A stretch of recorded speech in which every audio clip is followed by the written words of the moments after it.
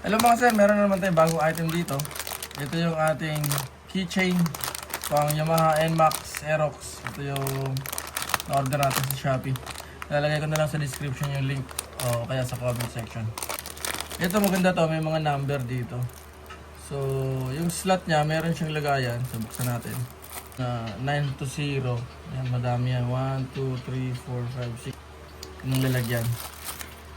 So dito mo ilalagay yung number. Pwede ilagay dito cellphone number para kung sakali mawala yung susi, mahulog, pwede kang kontakin. Nandito yung cellphone number mo.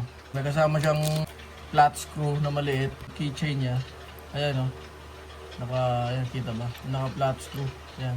Para may pasok mo yung ito, tsaka ito. Ito yung lagayan ng remote. Ayan. Ito yung remote ng NMAX to. Lalagay mo siya dito. Ayan o. Ayan. O diba? Saktong sakto yan.